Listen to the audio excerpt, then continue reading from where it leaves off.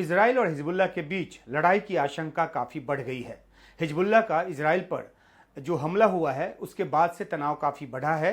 13 जून को इजराइल के 9 ठिकानों पर हिजबुल्लाह ने हमला किया था। ये जो हमला है वो लेबनान के दक्षिणी सीमा की तरफ से किया गया और इजराइल के नॉर्दर्न कमांड को निशाना बनाकर उसके अलग अलग ठिकानों पर ये जो हमले हैं वो किए गए। तकरीबन 8 ठिकानों पर जो हमले हैं वो किए गए और हिजबुल्लाह के हमले में 30 से अधिक ड्रोन का जो है वो इस्तेमाल किया गया और लेबनान के इलाके से 40 से अधिक रॉकेट भी दागे गए। गाजा जंग के बाद से हिजबुल्लाह जो है वो हमले करता रहा है, लेकिन ये जो हमला है हिजबुल्लाह का वो इजराइल पर सबसे बड़ा हमला माना गया। मंगलवार को इजराइल के हमले में हिजबुल्लाह के एक सीनियर कमांडर की मौत हुई थी और हिजबुल्लाह ने इसी का बदला लेने के लिए ये हमला किया, जैसा कि हिजबुल्लाह की तरफ से जारी बयान में कहा गया है। हालांकि इजराइल ने अधिकतर ड्रोन को इंटरसेप्ट कर लिया, रॉकेट को इंटरसेप्ट कर लिया, लेकिन उस ड्रोन और रॉकेट के शार्पनल की जद में आकर 2 इजरायली जो हैं वो घायल हुए।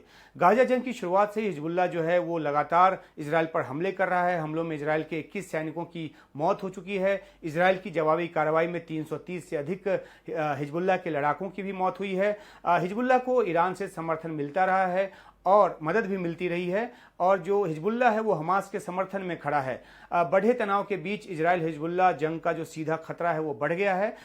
एक जानकारी ये भी है कि इजराइल 1982 में लेबनान में घुसकर उसने हमला किया था। वो राजधानी बेरूत तक गया था और इजरायली सैनिक और टैंक जो हैं वहाँ तक पहुँचे थे और उसके बाद फिर 22 साल तक दक्षिणी लेबनान में इजराइल का जो है कब्जा वो रहा था। इसके अलावा 2006 में भी इजराइल और हिजबुल्लाह के बीच लड़ाई हो चुकी है और तब 1000 से ज़्यादा लेबनानी की जो मौत है वो उन हमलों में हुई थी और 120 इजरायली सैनिकों की भी मौत उस युद्ध में हुई थी। लेकिन उसके बाद जो है इस गाजा युद्ध के बाद से इजराइल और हिजबुल्लाह के बीच तनाव जो लगातार बढ़ता जा रहा है।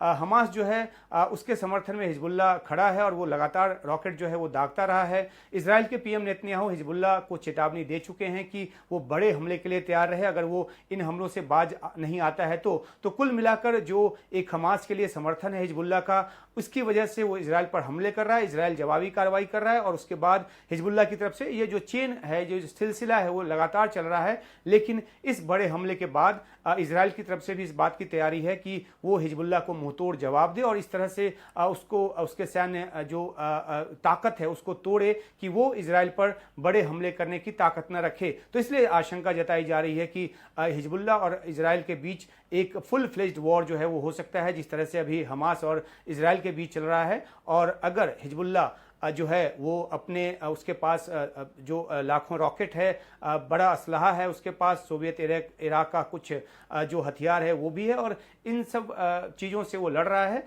तो इजराइल जो है उसने भी अपनी तैयारी की हुई है और आशंका इस बात की है कि कहीं एक पूर्ण युद्ध में न बदल जाए, यानी कि आग जो है युद्ध की वो और ज़्यादा भड़क सकती है जिस तरह से तनाव इलाके में फैला हुआ है।